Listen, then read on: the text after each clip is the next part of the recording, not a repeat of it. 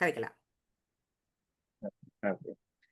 So நாங்கள் இலங்கையில வந்து ஒரு வியாபாரத்தை நாங்கள் ஆரம்பித்து நடத்துவதாக இருந்தால் எவ்வாறான சட்ட விஷயங்களை பற்றி நாங்கள் அறிந்திருக்க வேண்டும். அதுக்கு பல்வேறு காரணங்கள் இருக்கு. நாங்கள் தொடரும் இதுல நாங்க பார்க்கலாம். உண்மையில இந்த செஷன் நோக்கமா வந்து நாங்கள் சட்ட ரீதியான ஒழுங்குமுறை தேவைகளுக்கு அமையத்தான் நாங்கள் எங்கள்ட பிசினஸை செய்ய வேண்டி இருக்கு. அது தொடர்பான ஒரு ஒரு சின்ன ஒரு தெளிவூட்டல், ஒரு விழிப்புணர்வு அப்படின்னு நாங்கள் யோசித்து கொள்ளலாம். இதுக்குள்ள நாங்கள் பின்வரும் இந்த 4 விடிய பரப்புகளையும் வந்து இதுக்குள்ள யோசிக்கிறோம். உண்மையில அந்த சட்ட சூழல் அல்லது ஒழுங்குமுறைகள் என்றது என்ன என்றதை நாங்க பார்த்து கொள்ளலாம். அதுக்கான நியமங்கள் என்னென்ன இருக்கு, அதை எப்படி எங்க பெற்றுக்கொள்ளலாம் என்ற விஷயங்களையும் பார்க்கலாம். இதுக்கு அப்பால வந்து சில விஷயம் ஒன்று இருக்கு, பொலிசியோ கொள்கை என்று சொல்லி இருக்கு.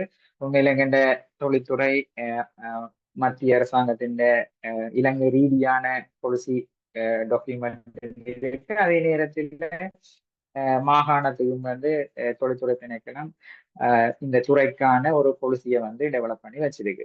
அப்ப அந்த பொலிசி அதை அமுலாக்குற நிறுவனங்கள் எப்படியான விஷயங்களை வந்து அவர்கள் கையாளுகிறார்கள் சொல்லி நாங்க பார்த்து இருக்கிறோம். அதை விட முக்கியமான இன்னொரு விஷயம், எல்லாருமே அறிய ஆவலா இருக்கிற ஒரு விஷயம், இந்த வியாபார பதிவு. அந்த வியாபார பதிவு எப்படி செய்யலாம், அதுல என்னென்ன ஆவணங்கள் வந்து நாங்கள் சமர்ப்பிக்க வேண்டி இருக்கும். ஒரு சட்ட வலுவை ஒரு பிசினஸுக்கு நாங்க பெற்றுக்கொள்றதுக்கு இந்த வியாபார பதிவு அது மட்டுமல்ல, இன்னும் சில விஷயங்கள் இருக்கு. ஒன்று வரி அடையாள இலக்கம்னு சொல்லுவோம், டேக்ஸ் ஐடென்டிபிகேஷன் நம்பர் என்று சொல்றோம் நாங்கள்.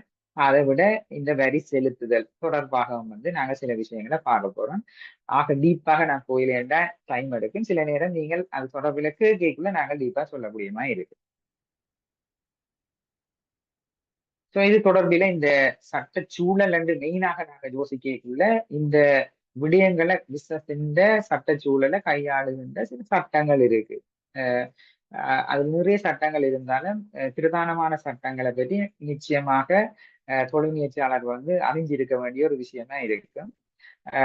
ஆகவே அந்த சட்டங்கள் என்ன, அந்த சட்டங்களை வந்து அமுல்படுத்துகின்ற நிறுவனங்கள் என்ன, அது தொடர்பான நியமங்கள் என்ன என்பது தொடர்பிலையும் வந்து நாங்க பார்க்கலாம். உண்மையில அது ஏன் அவசியம், ஒரு சொற்கொலை முயற்சிக்கு ஒரு சட்ட ரீதியான ஒரு முயற்சியாக அவர்கள் செய்வதற்கு அல்ல கொண்டு நடத்துறதுக்கு ஆன அவசிய தேவை என்று சொல்லிக்குள்ள சில நேரங்களை வந்து ஏதாவது தண்டமோ பெனால்டி செலுத்த வேண்டி இருக்கலாம், அல்லது உண்மையில ஒரு அரச உதவி சேவைகளை பெற்றுக்கொள்றது முழுமையாக பெற்றுக்கொள்றன்னு சொல்லிக்குள்ள அவர்கள் அந்த சட்ட தேவையை வந்து பூர்த்தி செய்ய இருக்க வேண்டிய ஒரு அவசியம் இருக்கிறது. அதே நேரத்துல இலங்கையில வந்து ஒரு தொழில் முயற்சியை ஆரம்பித்து செய்வதற்கு நிச்சயமாக ஆரம்பத்துல பதிவு செய்ய வர மட்டும் தேவையில்லை. ஆனா பதிவு செய்திருந்தால்தான் பல்வேறு விதமான உதவிகள் அல்லது திட்டங்கள்ல பயனாளிகளா வாரதோ, அல்லது இது என்னுடைய தொழில் முயற்சி என்று சொல்லி நிறுவுறதுக்கோ அந்த பதிவுன்றது, வியாபார பதிவுன்றது மிகவும் முக்கியமா இருக்கு. அதை நாங்க தொடரும் விஷயங்கள்ல நாங்க பார்த்துக்கொள்ளலாம்.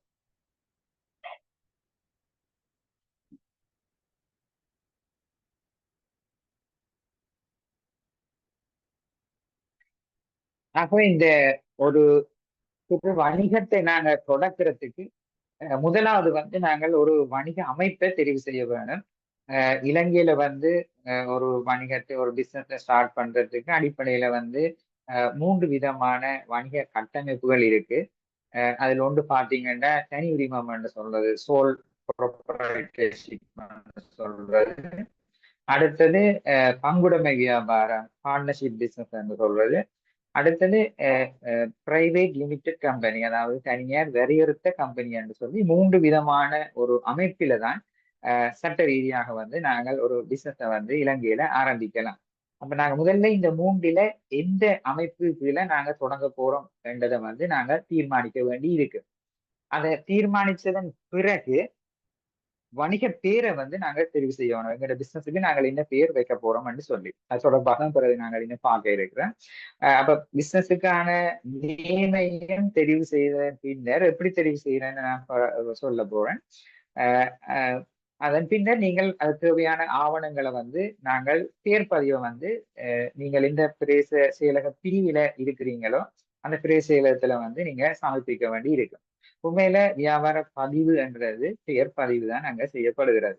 ஆனா அந்த பெயர் பதிவுக்கு நாங்கள் போவதற்கு முன்னர் அல்லது பெயர் பதிவுக்கு நாங்கள் ஆவணங்களை சமர்ப்பிக்கின்ற போது தொழிற்பதிவுக்கு அதாவது வியாபார அனுமதிக்கும் வந்து அது தொடர்புபடுத்தப்படும்.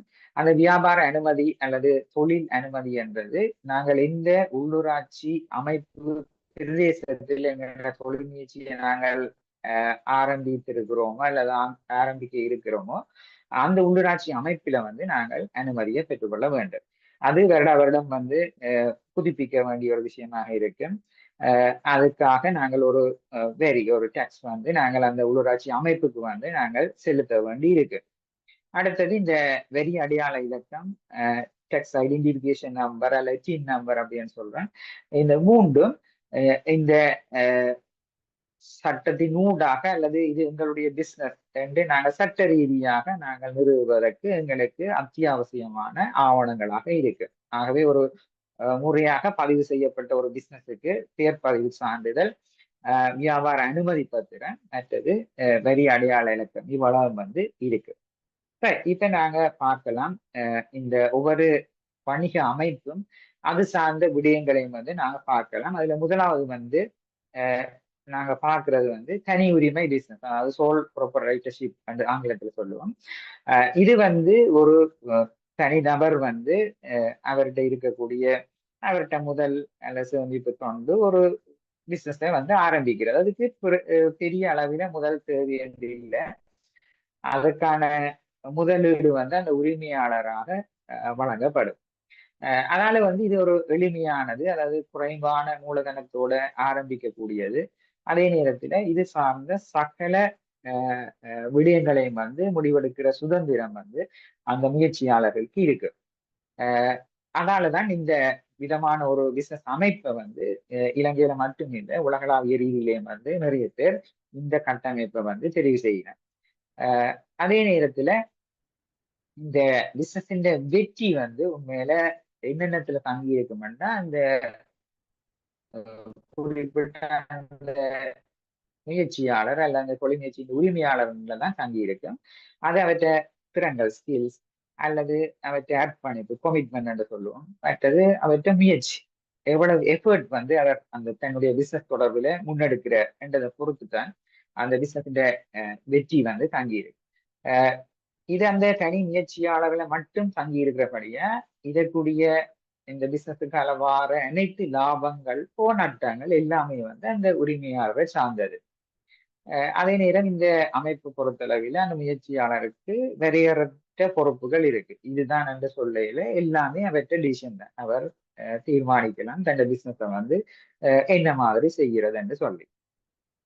அதே நேரத்துல சட்ட ரீதியாக இந்த பிசினஸை நாங்க பார்க்கக்குள்ள இதுக்கான ஒரு சட்டபூர்வ அடையாளம் இல்லை. இப்ப உதாரணமா இந்த பிசினஸுக்கு வேற ஒரு பேர் வைக்கிற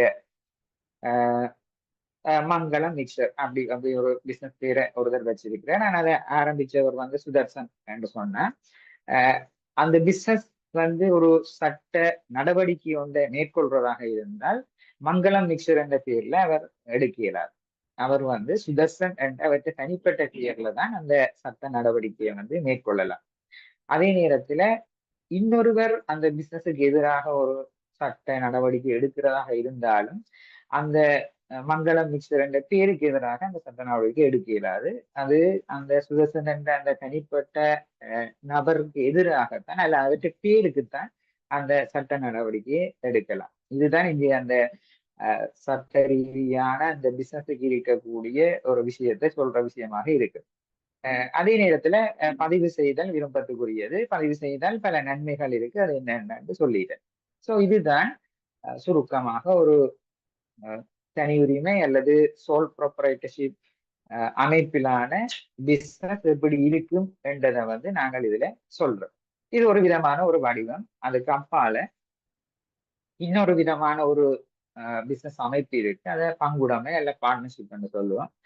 இது ஒருவர் அல்லது ஒருவருக்கு மேற்பட்ட நபர்களால ஒன்றுக்கு மேற்பட்ட நபர்களால ஆக கூடுதலாக 20 நபர்கள் உட்பட்ட நபர்கள் சேர்ந்து ஒரு முதலீட்டை செய்து ஒரு பிசினஸ் ஆரம்பிக்கணும்.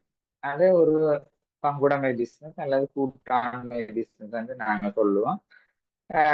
அவர்கள் பங்கிட்ட அல்லது முதலீடு செய்த என்ற அடிப்படையில அந்த பிசினஸ் கூட வர லாபத்தை அவர்கள் ஷேர் பண்ணி கொள்ளலாம்.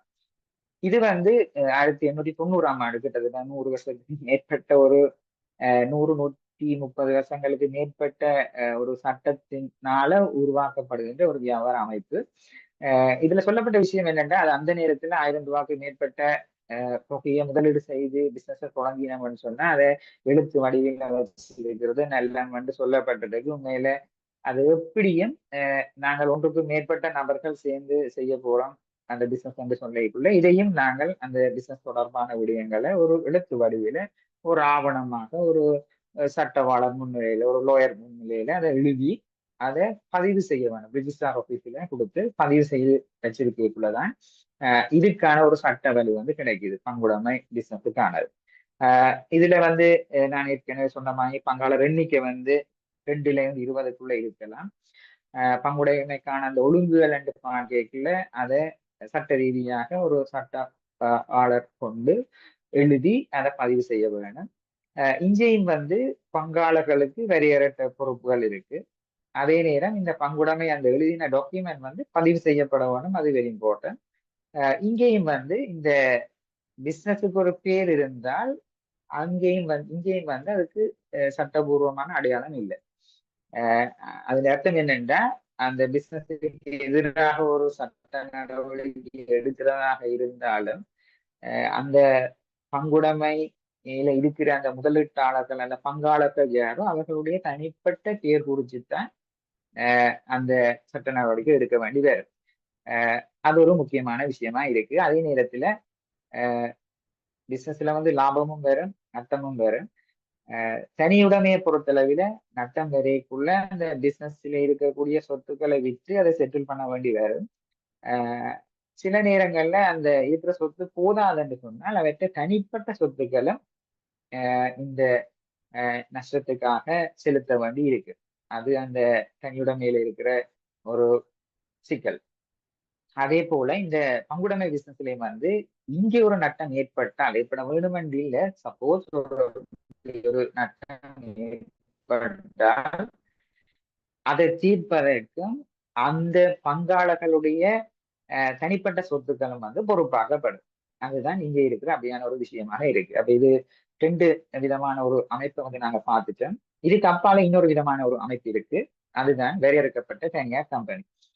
இங்க நிறுவன பேருக்குத்தான் இங்க சட்ட வழி இருக்கு, அதாவது கம்பெனி நேம். ஆகவே அந்த நேம் அந்த பேரை நாங்கள் தெரிவு செய்கின்ற போது அதை நாங்கள் சரியாக அந்த பேரை தெரிவு செய்ய வேண்டும். ஏனென்றா ஒரே பேர்ல 2-3 கம்பெனிகள் இருக்கிறார்.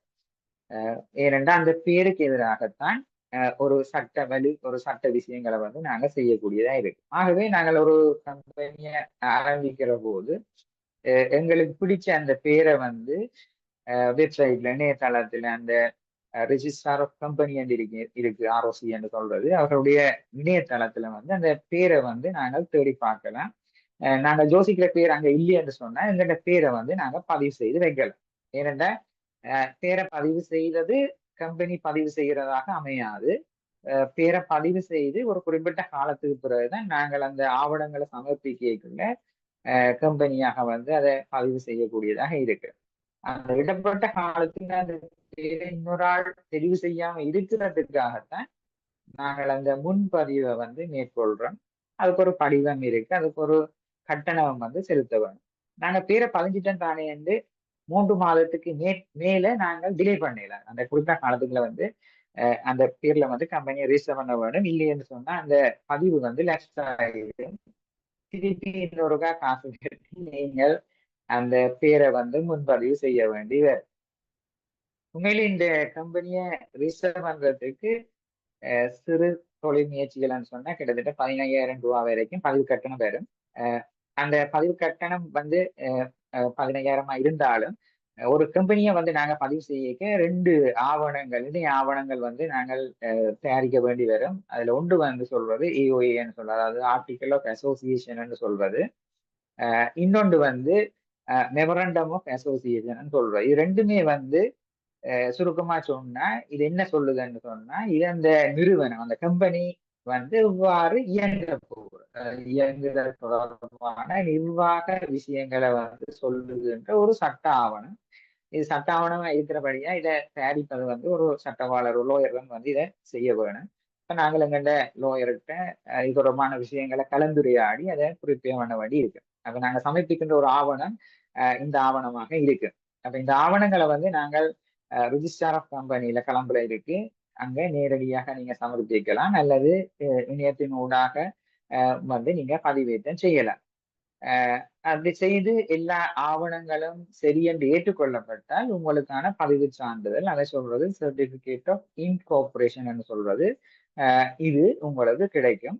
இது கிடைச்சால் உங்களோட நிறுவனம் அல்ல கம்பெனி வந்து சட்டபூர்வமாக உருவாக்கப்பட்டிருக்கு என்று சொல்லப்படும். அப்ப இங்கே ஒரு நடவடிக்கை, ஒரு சட்ட நடவடிக்கை எடுக்கிறதா இருந்தால் கம்பெனி பேர்ல தான் நாங்கள் எடுப்போம்.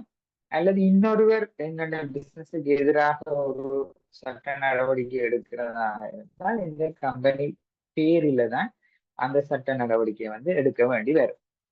இதுதான் அந்த மற்ற பிசினஸ் அமைப்புகள்ல இருந்து வார ஒரு வித்தியாசம். அதே நேரத்துல இங்க ஒரு பெனிஃபிட் இருக்கு.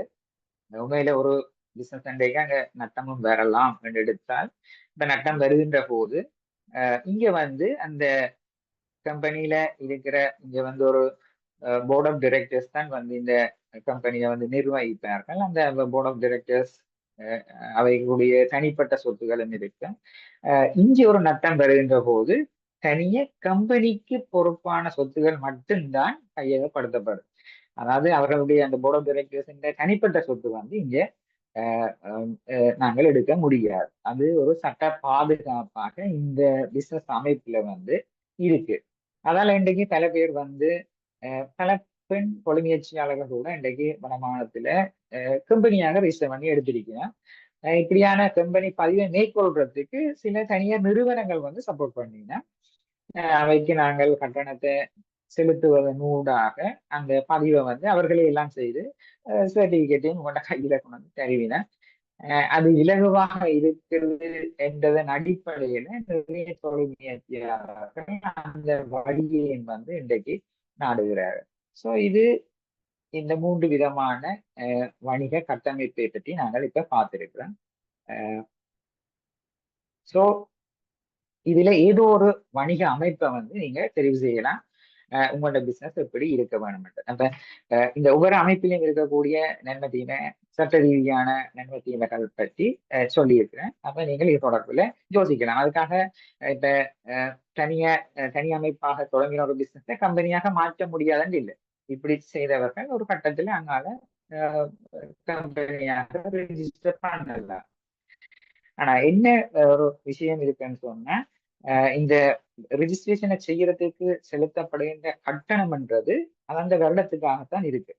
முந்தி வந்து ஒருக்கா காசு கட்டினா அது எத்தனை வருஷத்துக்கு அதை நாங்கள் பேணக்கூடியா இருந்தது. ஆனால் நிறைய பேர் அப்படி கம்பெனியை வந்து ரிஜிஸ்டர் பண்ணி போட்டு அதை இன்ஆக்டிவ், அதை தொழிற்பாடு இல்லாமல் வச்சிருந்தபடியா இப்ப அண்மையில அரசாங்கம் என்ன செய்திருக்குன்னு சொன்னா, கடந்த வருடத்துல இருந்த நினைக்கிறேன், அந்த அந்த இன்ஆக்டிவாக இருந்தால் அந்த பதிவு வந்து லெஸ் ஆயிடும். அப்ப தொடர்ந்து வந்து நீங்கள் வருஷம் அந்த காசு நினைக்கிறேன் ஒரு 60,000 கிட்ட நீங்க வருடம் வந்து இந்த பதிவை பேணுவதற்காக செலுத்த வேண்டி இருக்கு. அப்ப அதுவும் ஒரு விஷயம் இருக்கு இந்த கம்பெனி ரிஜிஸ்ட்ரேஷன்ல. சரி, அப்ப இப்ப எங்களுக்கு அந்த 3 விதமான கட்டமைப்புகளும் தெரியும், அதுல இருக்கிற சாதா பாதகங்கள் தெரியும். நாங்கள் இப்ப இது ஒரு அமைப்பை தெரிவு செய்யலாம். அதே நேரத்துல அந்த தெரிவு செய்த பிறகு உங்களோட பிசினஸுக்கான ஒரு வணிக பேரை வந்து நீங்க தெரிவு செய்ய வேண்டும். சோல் ப்ரொப்ரைட்டர்ஷிப்போ இல்ல பார்ட்னர்ஷிப்போ பொறுத்தளவுல பிரச்சனை இல்லை. நீங்க உங்களுக்கு விருப்பான பேரை வந்து நீங்க தெரிவு செய்யலாம். அதே பேர்ல வேற பதிவுகள் இருக்கான்னு சொல்லி நீங்க அந்தந்த பிரிய செயலகத்தை அணுகி அங்க அந்த பதிவு இருக்கான்னு சொல்லி செக் பண்ணி பார்க்கலாம். அப்படி இல்லைன்னா நீங்க அந்த பேரை தெரிவு செய்யலாம். கம்பெனி ரிஜிஸ்ட்ரேஷனுக்கு மட்டும் அவர்களுடைய இணையதளத்துல போய் அந்த பேர் இருக்கான்னு சொல்லி தேடி பார்க்க வேணும். நீங்க தெரிவு செய்த பேர்ல ஏற்கனவே ஒரு பதிவு இல்லை என்று சொன்ன உங்களோட பேரை வந்து நீங்க முற்பதிவு செய்து பதிவுக்கு செல்லலாம். ரைட்.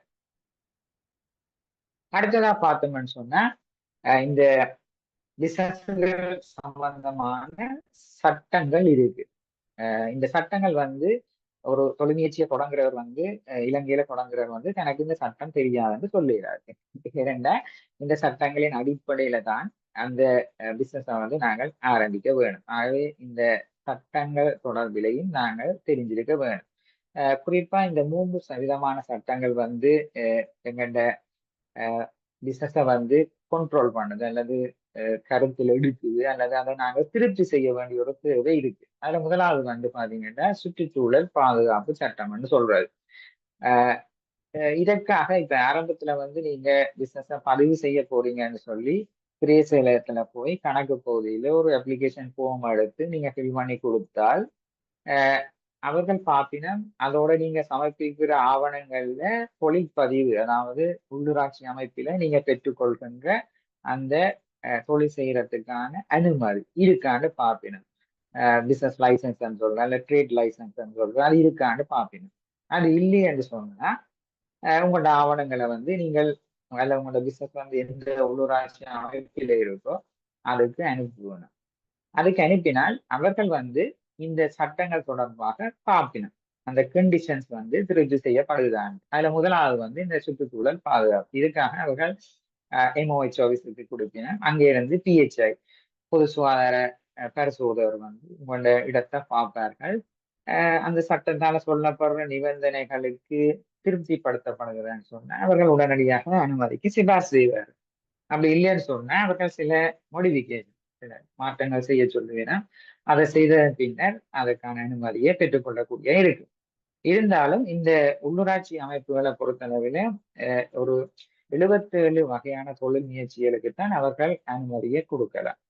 அந்த வகைக்குள்ள உங்களோட தொழில் முயற்சி அடங்கியில்லைன்னு சொன்னா நீங்கள் வந்து மத்திய சுற்றுச்சூழல் அதிகார சபை என்று இருக்கு, சென்ட்ரல் என்வரன்மெண்டல் அத்தாரிட்டி என்று சொல்றது. அது பெரும்பாலும் மாவட்ட செயலகங்கள் அமைஞ்சிருக்கு. அங்கதான் நீங்கள் அதுக்கான அனுமதியை பெற வேண்டும். அவைட்ட போனா அவர்கள் வந்து இன்னொரு நிறுவனத்தையும் அடையாளம் காட்டுவார்கள், நகர அபிவிருத்தி அதிகார சபைன்னு சொல்லி. குறிப்பாக இது நகர பிரதேசங்கள்ல அன்பின இடங்கள்ல நீங்கள் ஒரு தொழிற்முயற்சி ஆரம்பிக்க அவர்களுடைய சட்டம், அது இன்னொரு சட்டம் இருக்கு, வலிய பிரிப்பு சட்டம், ஜோனிங் லோன்னு சொல்றது. அவர்கள் ஏற்கனவே ஒரு திட்டத்தை, ஒரு பிளானை வந்து அவர்கள் தயாரிச்சு கெதட் பண்ணி வச்சிருக்கணும். urban டெவலப்மெண்ட் பிளான் சொல்லி. இப்ப யாழ்ப்பாணத்தை எடுத்தா யாழ்ப்பாணத்துல urban டெவலப்மெண்ட் பிளான் இருக்கு. urban டெவலப்மெண்ட் அத்தாரிட்டியில நீங்க அந்த பிளானை பார்க்கலாம். எல்லாமே இந்த வெப்சைட்லயும் இருக்கு. அவர்கள் என்ன செய்யணும்னு சொன்னா இருக்கிற நிலத்தை உச்ச பயன்பாடு உட்படுத்த வேணும் என்றதன் அடிப்படையில அவர்கள் வலயங்களாக பிரிச்சு வச்சிருக்கணும். அதுல ஒன்று பாத்தீங்கன்னா குடியிருப்பு பகுதி பிரதேசம், பிசினஸ்கள் செய்கிற ஏரியா வணிக பகுதின்னு சொல்றது, மற்றது தொழிற்சாலைகள் அமைக்கக்கூடிய பகுதி, விவசாய நில பகுதி, சிலதை வந்து பாதுகாப்பட்ட ரிசர்வ் ஏரியான்னு சொல்லியும் வச்சிருக்கேன். இப்ப நீங்க நீங்களாக தெரிவு செய்த பிரதேசம் வந்து ஒரு குடியிருப்பு பகுதியா இருந்தா அந்த ஒரு தொழிற்சாலையை செய்யறதுக்கு அவர்கள் அனுமதி தர மாட்டேன். இப்ப இங்கதான் அந்த பிரச்சனைகள் வாரது. நாங்க எல்லாம் செய்து போட்டு பெர்மிஷனுக்கு வைக்கான்னு பார்த்தால் அது குடியிருப்பு பகுதியா இருக்கு. அப்ப urban டெவலப்மெண்ட் அத்தாரிட்டி அனுமதி தராது. அவைக்கு சென்ட்ரல் என்விரான்மெண்டல் அத்தாரிட்டி வந்து அந்த அனுமதியை தராது. அவர்கள் தெரியலன்னு சொன்னா ஆட்டோமேட்டிக்கா அந்த உள்ளூராட்சி அமைப்பு வந்து அனுமதியை தராது. அது தராதுன்னு சொன்னா நீங்க பேர்பதிவை செய்ய இயலாத ஒரு சிக்கல் வரும். ஆகவேதான் ஆரம்பத்துல நீங்கள் இவ்வாறான ஆவணங்களை எடுத்து ஆராய்ஞ்சு நீங்க தெரிவு செய்கிற தொழில் முயற்சி எது தொடர்பானது. ஒரு பிசினஸ், ஒரு கடை செய்ய போறீங்கன்னா வணிக பகுதிக்கு செய்யலாம், அது பிரச்சனை. அல்லது சிலது வந்து குடியிருப்பு பகுதிக்குள்ள செய்யக்கூடியதா இருக்கு. அப்ப நீங்கள் ஆரம்பத்திலே ஆராய்ஞ்சு அந்த விடயங்களை கொண்டு போயினீங்கன்னு சொன்னா நீங்கள் ஆரம்பிக்கிற நடைமுறையில வந்து உங்களுக்கு பிரச்சனை வராது. சோ இது சுற்றுச்சூழல் மற்றும் வேலையை பிரிப்பு சட்டம்னு சொல்வது. அப்ப இதை பற்றி நாங்கள் ஒரு ஆரம்ப அறிவு அறிஞ்சிருக்க வேணும். அதை நீங்க ஆரம்பிக்கிறதா இருந்தாலும் சரி, சில நீங்க பிசினஸ் விஸ்தரிக்கிறதா இருந்தாலும் இந்த விஷயங்கள் தெரிஞ்சிருக்க வேணும். அடுத்த விஷயம் பார்க்கலாம். நுகர்வோரை வந்து பாதுகாக்கிறதுக்காக கூட ஒரு சட்டம் இருக்கு. சில நேரங்கள்ல முயற்சியாளர்களை பொறுத்து சொல்லுன்னா இது கஸ்டமருக்கு நுகர்வோருக்கு சார்பாக இருக்கின்ற ஒரு நிலப்பாடம் இருக்கு. இருந்தாலும் இது வந்து ஒரு சில விஷயங்களை வந்து உள்ளடக்கி இருக்கு. அதுல நாங்கள் ஒரு பிசினஸ் ஒரு முயற்சியாளர் அவற்றை பிசினஸ் என்று சொன்னாலும் அவர் சில விஷயங்களை பின்பற்றத்தான் வேணும். அதற்காக அவர் சில வரையறைகளை மீறி அவர் செய்யலாம். அதான் நம்ம சில விளம்பரங்களை தயாரிக்கின்ற போது சில விடயங்களை கவனத்துல கொள்ள வேணும். எல்லா விதமாகவும் விளம்பரங்களை வந்து அவர்கள் விளம்பரப்படுத்த முடியாது. மற்றது இந்த பொருட்கள் அது தொடர்பான உள்ளடக்கங்கள் அது தரமற்ற பொருட்கள் அது என்று சொன்னால் அது தொடர்பில வந்து இந்த சட்டம் வந்து நுகர்வோரை பாதுகாக்கும். ஒரு ஒரு ஒரு கஸ்டமர் வந்து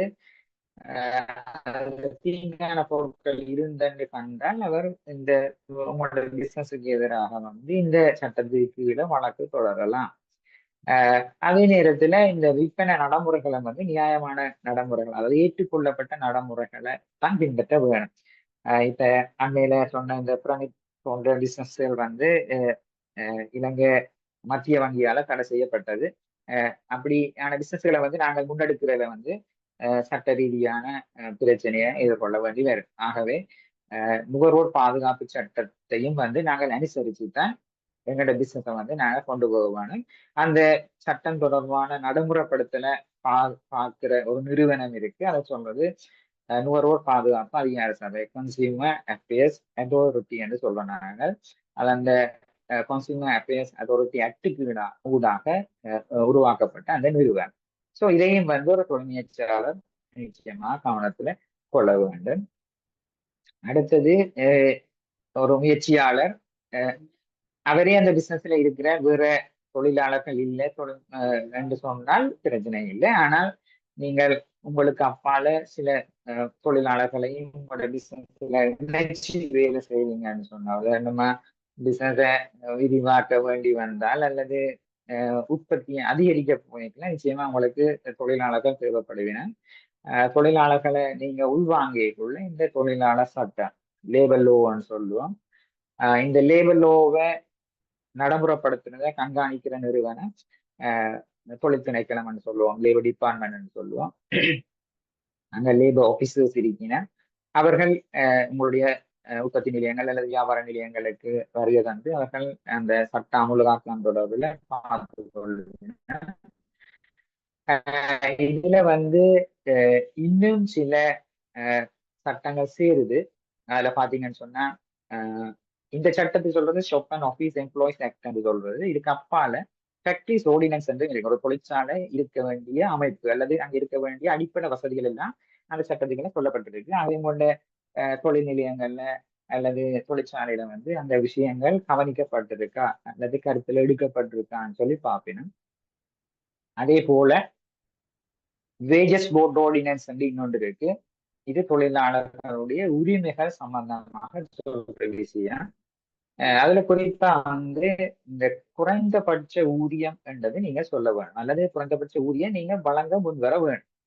கடந்த காலத்துல பார்த்தால் இது ஒரு 13,600 ரூபாய் இருந்தது. ஆனால் பிறகு அது 23,000 ஆகி இப்ப அண்மையில வந்து நான் நினைக்கிறேன் அது 27,000 ரூபாயாக உயர்த்தப்பட்டிருக்கு. அது இந்த பட்ஜெட்ல வந்து அது கன்ஃபார்ம் பண்ணப்படும் நினைக்கிறேன். ஆகவே அந்த குறைந்தபட்ச ஊதியத்தை வந்து நீங்கள் வழங்குவதற்கு நடவடிக்கை எடுக்க வேணும். இல்லைன்னு சொன்னா ஒரு ஊழியர் வந்து உங்களுக்கு எதிராக சட்ட நடவடிக்கை எடுக்கலாம், மினிமம் கூலி தரையிலைன்னு சொல்லி. அதே நேரம் அவர்களுக்கான வேலை நேரம் வேலை எடுக்கப்பட வேண்டும். இவ்வளவு நேரம் அது வேலை நேரம் சொல்ல வேணும். அதுக்கு அப்பால நீங்கள் வேலை செய்ய வச்சாளர்களை அவர்களுக்கு நீங்க மேலதிக நேரம் கொடுக்கணும் கொடுக்க வேணும். அதே நேரம் அவர்களுடைய விடுப்பு என்ன மாதிரி எடுக்கலாம் அல்லது சின்ன நாள் விடுப்பு அவர்களுக்கு அனுமதிக்கப்பட்டிருக்கு போன்ற விடயங்களை வந்து நீங்க சொல்லலாம். இதை சொல்றதுக்கு சில நேரம் நீங்கள் கடிதமாக கொடுக்க கூடும். அது சில நேரம் இந்த இபிஎஃப் பிரச்சனைகளை கொண்டு வரலாம். இந்த இபிஎஃப் வந்து சொல்றது அந்த எம்ப்ளாயிஸுக்கு ஊழியர்களுக்கு வந்து அவருடைய நலன் சார்ந்த ஒரு விடயமாக கணிக்கப்படுகிறது. அரசாங்க ஊழியர்களுக்கு எப்படி ஓய்வூதியம் பென்ஷன் இருக்கும் அதே மாதிரி இவர்களுக்கு எம்ப்ளாயிஸ் ப்ரொவிடன்ட் ஃபண்ட் என்று சொன்னாங்க, ஊழியர் சேமலாம நிதி என்று சொன்னாங்க. மற்றது வந்து ஊழியர் நம்பிக்கை நிதின்னு சொல்றனால இந்த ஊழியர் சேமலாப நிதிக்கு வந்து ரெண்டு பேருமே பங்களிப்பு செய்ய வேண்டும். அதாவது ஊழியர்களும் பங்களிப்பு செய்யணும், தொழில் தருணரும் வந்து பங்களிப்பு செய்ய வேண்டும். தொழில் தருணர் 12% சொன்னா ஊழியர்கள் 8%. அந்த அவர்களுடைய அடிப்படை சம்பளத்தின் அடிப்படையில கணிப்பீடு செய்யப்படும். ETF பொறுத்தளவில தொழில் தருணர் தான் அந்த பங்களிப்பை செய்ய வேண்டும். அந்த ஊழியருக்காக அவருடைய அடிப்படை சம்பளத்தில 3% பங்களிப்பு செய்ய வேண்டும். கடந்த காலங்கள்ல இது வந்து கணினிமயப்படுத்திய கம்ப்யூட்டரைஸ் பண்ணப்படையில அதால தாமதங்கள் எல்லாம் இருந்தது. ஆனா தற்போது வந்து அவர்கள் எல்லாம் இதை கணினிமயப்படுத்தி விட்டார்கள். நீங்க ஒரு மாதம் ஒரு எம்ப்ளாயிக்கு கட்டி அடுத்த மாதம் கட்டையிலேருந்து அங்க இருந்து கடிதம் வரும், ஏன் இந்த எம்ப்ளாயிக்கு வந்து நீங்க இபிஎஃப் வந்து செலுத்தவில்லைன்னு சொல்லி அந்த தூரத்தை இப்ப அவர்கள் கணினிமயப்படுத்தி வச்சிருக்கணும்.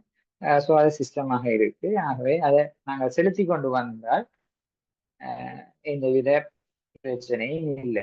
இல்லைன்னு சொன்னா இதை நீங்கள் எங்கேயும் சவாலுக்கு உட்படுத்திடாது. நீதிமன்றத்துக்கு போனா கூட ஒரு எம்ப்ளாயி வந்து தனக்கு இபிஎஃப் தரையிலன்னு சொல்லி நீதிமன்றத்தை நாடினால் நிச்சயமாக இங்க அந்த தொகையை வந்து வட்டியோட செலுத்த வேண்டிய ஒரு தேவையும் இருக்கு. ரெண்டாவது அவர்களுடைய உரிமை என்று சொல்லி அந்த சட்டம் வந்து வலுவாக அதை சொல்லுது.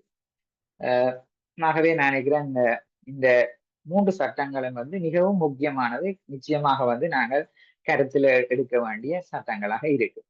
அதற்கு அப்பால இந்த சட்ட தேவைகள் எல்லாம் பூர்த்தி செய்யப்பட்டிருக்கு என்று சொன்னா நாங்கள் அதை பூர்த்தி செய்வோம் என்று நாங்கள் அறிந்து கொண்ட நாங்கள் எங்களோட வியாபார பதிவை வந்து மேற்கொள்ளலாம். இதற்காக நாங்கள் பிரேசு செய்வதற்கு நான் ஏற்கனவே சொன்னது போல எங்களுடைய விண்ணப்பத்தை வந்து நாங்கள் பிரேசு செய்வதற்கு கையளிக்க வேண்டும். கையளிக்கக்குள்ள அங்க வந்து உங்களுடைய அட்ரஸ் இடத்தை வந்து நீங்கள் உறுதிப்படுத்த இன்னொரு ஆவணம் கொடுக்கணும். அது உங்களுடைய காணி உறுதி பத்திரமாக இருக்கலாம், அது உங்களோட சொந்த காணியாக இருந்தால், இல்லை என்றால் சட்ட ரீதியாக எழுதப்பட்ட ஒரு வாடகை ஒப்பந்தம் வந்து நீங்க கொடுக்க வேண்டி இருக்கு. அதே நேரத்துல அந்த கேட்பதிவை மேற்கொள்றதுக்கு நீங்கள் ஏற்கனவே உள்ளூராட்சி அமைப்பை நாடி அந்த ட்ரேட் லைசன்ஸ் நீங்கள் வியாபார அனுமதி பத்திரத்தை பெற்றிருந்தால் அதன் பிரதியை வந்து நீங்கள் இங்க கொடுக்க வேண்டும். அப்படி இல்லாம நீங்க ஃப்ரெஷ்ஷா தான் நீங்க அனுமதியை கொடுக்குறீங்கன்னா ஆட்டோமேட்டிக்கா உங்களோட அப்ளிகேஷன் அங்க அந்த உள்ளூராட்சி அமைப்புக்கு வந்து அனுப்பி வைக்கப்படும். அதோட நீங்க தேசிய அடையாள அட்டையின் நிழல் பிரதி கடிதத்தை லெட்டர்ன்னு சொல்றோம், அது இருந்தால் இல்லாட்டி விடலாம். நீங்கள் உங்களோட பிசினஸுக்கான ஒரு பில் தயாரிச்சீங்கன்னு சொன்னா அதை கூட நீங்கள் இந்த பதிவோடையே சேர்த்து கொடுப்பது இன்னும் உங்களோட பிசினஸுக்கான சட்ட வலுவை வந்து அதிகரிக்கும். மற்ற ஒரு முத்திர கட்டணம் வந்து நீங்க செலுத்த வேணும். அதற்காக பற்றுச்சீட்டு வழங்கப்படும். அந்த பற்றுச்சீட்டையும் சேர்த்துத்தான் நீங்கள் அந்த விண்ணப்பத்தோடு இணைச்சு கொடுக்க வேண்டி இருக்கும். அதே நேரம் அந்த factory ordinance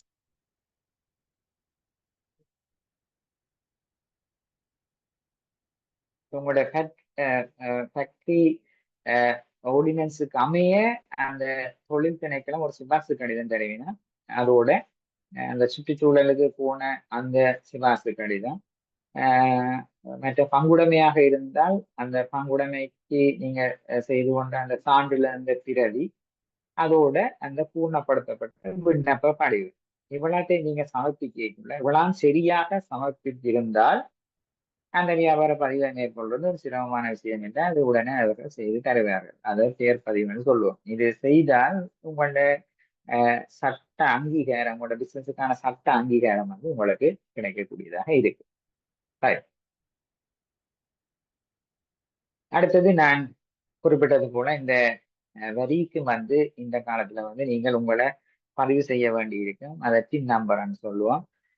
tax identification number, அதாவது வரி செலுத்துபவரை அரசாங்கம் அடையாளம் காண்பதற்காக இவ்வாறு ஒரு நம்பரை பெற்றுக்கொள்ள வேண்டும். அதை நீங்க வருமான வரி திணைக்களத்துல பதிவை மேற்கொண்டு செய்யலாம். அதே நேரம் நீங்க வெட்பதிவும் செய்ய வேண்டி இருக்கும். அது உங்களோட ஆண்டு வருமானம் 60 மில்லியனை தாண்டிக்குள்ள நிகர வருமானம் நீங்கள் அந்த வெட்பதிவையும் வந்து நீங்க மேற்கொள்ள வேண்டி இருக்கு.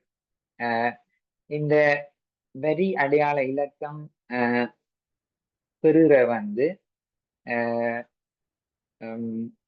நாங்க சொல்லுவோம் உள்நாட்டு இறைவரி திணைக்களத்துல வந்து நீங்க பெற வேண்டி இருக்கும். அதே நேரம் அந்த பிசினஸ் லைசன்ஸ் வந்து நீங்க உள்ளூராட்சி அமைப்பிட்ட பெறுவீங்க. அதை நான் ஏற்கனவே நான் உங்களுக்கு சொல்லி இருக்கிறேன். ரைட். ஏன் இந்த அடையாள இலக்கத்தை வந்து நாங்கள் பெற வேணும்? அது ஒரு முக்கியமான விஷயம்.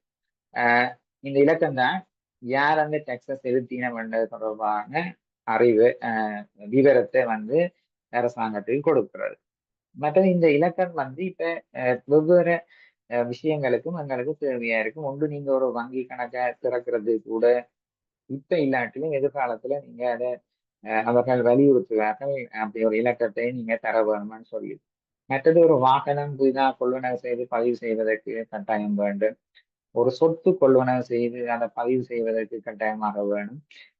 ஈவன் வியாபார பதிவு கூட அந்த டின் நம்பர் நீங்க கொடுக்க வேணும். உண்மையில இதெல்லாமே வந்து 24 ஜனவரி மாதம் அஹ், முதல் இது அமுலுக்கு வந்தது. ஆனால் 18 வயதுக்கு மேற்பட்ட எல்லாருமே பின் நம்பர் பெற வேணும் என்ற ஒரு அறிவித்தல் வந்த அரசாங்கத்திலிருந்து. ஆனால் எல்லாருமே ஒரே நேரத்துல அந்த பதிவை மேற்கொள்ள முயற்சி செய்தபடியா அந்த சிஸ்டத்தில் ஏற்பட்ட பிரச்சனையால அதை கொஞ்சம் தாமதப்படுத்தி இருக்கிறார்கள். ஆனால் நிச்சயமாக எதிர்காலத்துல 18 வயதுக்கு மேற்பட்ட அனைவருமே இந்த அஹ், இலக்கத்தை வந்து பெற்றுக்கொள்ள வேண்டியதா இருக்கும். அது பல்வேறு விஷயங்களுக்கும் பதிவுகளுக்கும் அது உள்வாங்க வேண்டி இருக்கும். ஆகவே அதை பெற்றுக்கொள்வது சிறப்பாக இருக்கும். மற்றது இது இந்த நம்பர் வந்து ஒரு தனித்துவமான நம்பர். இது ஒருவருக்கு ஒரு முறை மட்டும்தான் வழங்கப்படும். இதுல வந்து நான் எவ்வாறு அந்த வரி இலக்கத்தை பெறலாம் என்று சொல்லியிருக்கேன். 2 விதம் இருக்கும். நீங்க அந்த வெப்சைட்டுக்கு போய் தேவையான விஷயங்களை உள்ளீடு செய்து இந்த இ சர்வீஸ் ஊடாக நீங்க பெற்றுக்கொள்ளலாம். அல்லது நேரடியாக நீங்க தபால்ல வந்து அவர்களோட தொடர்பு கொண்டு உங்களுக்கான அந்த இலக்கத்தை வந்து நீங்க பெற்றுக்கொள்ளலாம். இதுக்காக நீங்க சமர்ப்பிக்க வேண்டிய ஆவணங்கள்னு பாத்தீங்கன்னா, இது உள்நாட்டவர்களும் பெற்றுக்கொள்ளலாம். வரி செலுத்துற வெளிநாட்டவர்கள் இருந்தால் அவர்களும் பெற்றுக்கொள்ளலாம். உள்நாட்டவர்களா இருந்தா தேசிய அடையாள அட்டை இந்த பிரதி நீங்க கொடுக்க வேண்டும் அல்லது சமர்ப்பிக்க வேண்டும். வெளிநாட்டவர்கள் சொன்னா அவர்கள் கடவுச்சீட்டு செல்லுபடியாகிற அந்த கடவுச்சீட்டு மற்றும் இலங்கையில அவர்கள் தங்களுக்கான ஒரு முகவரி சான்றையும் வந்து கொடுக்க வேண்டி இருக்கும். அட்ரஸ் ப்ரூஃப்னு சொல்வது.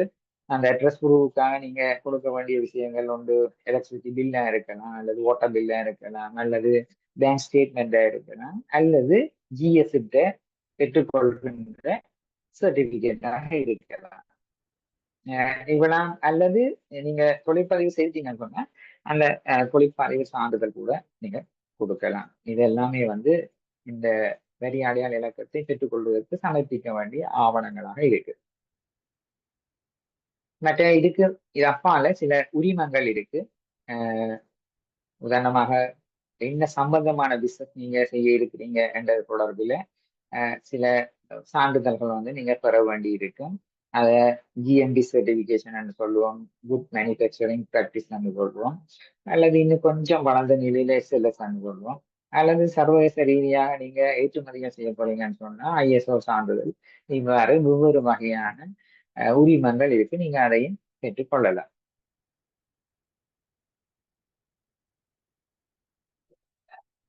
இந்த உரிமத்தை பெறுகிறதுக்கு நீங்க சில ஆவணங்கள் சமர்ப்பிக்க வேண்டி இருக்கு. அதற்கான ரிசர்ச் ரிப்போர்ட்னு சொல்லுவோம். அதை வந்து நீங்க இப்ப கலைஞர் அரசு இப்போ ஆராய்ச்சி தனியாராய்ச்சி நிலையம் இருக்கு யாழ்ப்பாணத்துல, அங்கேயும் நீங்க செய்து பெற்றுக்கொள்ளலாம். அல்லது ஐடிஐ இருக்கு, அங்கே இருந்து நீங்க செய்து பெற்றுக்கொள்ளலாம். அல்லது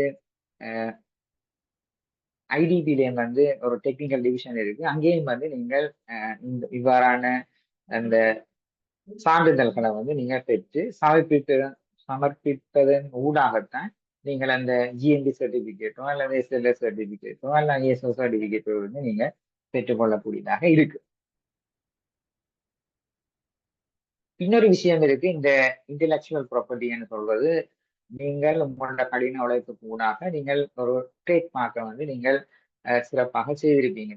அந்த ட்ரேட்மார்க்கை வந்து நீங்கள் உங்களுக்கு என்று சொல்லி உறுதிப்படுத்தி வச்சிருக்கோங்கன்னு சொன்னா நீங்கள் அதை வந்து இன்டெலக்சுவல் ப்ராப்பர்ட்டி ஆஃபீஸ் ஆஃப் ஸ்ரீலங்காண்டு இருக்கு, அங்க வந்து நீங்கள் அதை பதிவு செய்ய வேண்டி வரும். நல்ல சில காப்புரிமைகள் செய்வதற்காக வந்து நீங்க அந்த அலுவலகத்துல பதிவு செய்து கொள்ளலாம். மற்ற சில சுகாதார மற்றும் பாதுகாப்பு விதிகளையும் வந்து நீங்கள் உறுதிப்படுத்திக் கொள்ள வேண்டும் என்ற பாதுகாப்பான ஒரு பணிச்சூழல் அந்த ஒர்க்கர்ஸுக்கு கிடைக்குதுன்றதை சொல்லி. அதாவது உங்களோட பிசினஸுக்கு ஒரு பிசினஸ் அக்கௌண்ட் திறக்க வேண்டி இருக்கும். பெரும்பாலும் முயற்சியாளர்கள் தங்களோட பேர்ல தான் வங்கி கணக்கை வச்சிருக்கேன். உண்மையிலே ஒரு பிசினஸ் சொன்னா அந்த பிசினஸ் பேர்ல வங்கி கணக்கு இருக்க வேணும். அப்ப அதை ஆரம்பிக்கிறதும் அல்லது அப்படி ஒரு கணக்கு ஆரம்பித்து வச்சிருக்கிறதும் அந்த பிசினஸுக்கு வேலை சேர்த்து. மற்றது கம்பெனியா இருந்தா நீங்கள் உங்களோட அனுவல் ரிப்போர்ட்ஸ் வருடாந்த கணக்கறிக்கைகள் வந்து காலத்துக்கு காலம் பதிவாளர் அலுவலகத்துக்கு வந்து நீங்கள் அனுப்பி உங்களோட பதிவை வந்து நீங்கள் உறுதி செய்து கொள்ள வேண்டும். நீங்க பெருமான வரிக்குள்ள நீங்க உள்வாங்கப்படுவீங்களா இருந்தால் அந்த பதிவையும் வந்து நீங்க செய்து கொள்ள வேண்டி இருக்கு. மற்ற இன்னொரு முக்கியமான விஷயம் இருக்கு. இப்ப இருக்கிற பிசினஸ்கள்ல வந்து அவர்கள் வாடிக்கையாளர் தரவுகளை வந்து சேகரிக்கிறார்கள் பல்வேறு வழிகளுக்காக. ஆனா அந்த தரவை வந்து அப்படி சேகரிக்க தனிப்பட்ட தரவுகளை வாடிக்கையாளர் தனிப்பட்ட தரவுகளை சேகரிக்கக்குள்ள அந்த தகவலை பாதுகாக்கிறதுக்கு பொருத்தமான தரவு பாதுகாப்பு மற்றும் தனியுரிமை விஷயங்களை வந்து அவர்கள் உறுதி செய்ய வேண்டும். அதை கண்ட மாட்டுக்கு அந்த தகவலை வந்து அவர்கள் வேற நிறுவனங்களுக்கோ அல்ல வேற நபர்களுக்கோ வந்து அவர்கள் ஷேர் பண்ணினார். அவ்வாறான ஒரு சட்டம் இருக்கு. அதையும் கவனத்துல கொண்டுதான் நாங்கள் எங்களுடைய பிசினஸ் அல்லது வியாபார முயற்சிகளை வந்து நாங்க முன்னெடுக்க வேணும். அதுக்கு நீங்கள் ஒரு சட்ட ஆலோசனையை நீங்க பெறலாம். அல்லது ஒரு பிசினஸ் கவுன்சிலர்கிட்ட போய் ஒரு மென்டரிங் சர்வீஸ் எடுத்துக்கொள்ளலாம். அல்லது ஒரு லோயர்கிட்ட போய் நீங்க சட்டம் மற்றும் நிதி சம்பந்தமான ஆலோசனைகளை அல்லது வழிகாட்டுதலை பெற்றுக்கொள்றது எதிர்காலத்துல நீங்கள் சட்ட சிக்கலை எதிர்நோக்காமல் உங்களோட பிசினஸை வந்து சிறப்பாக வழி நடத்துறதுக்கு அது உங்களுக்கு உதவியாக இருக்கு. நான் நினைக்கிறேன் ஓரளவுக்கு வந்து பிசினஸ் அதை ஆரம்பிக்கிறது கொண்டு நடத்துறது அதுல நாங்கள் கவனத்தில் எடுக்க வேண்டிய விடயங்கள் தொடர்பாக வந்து ஓரளவுக்கு சுருக்கமாக வந்து நாங்க பார்த்திருக்கோம் நினைக்கிறேன். நன்றி.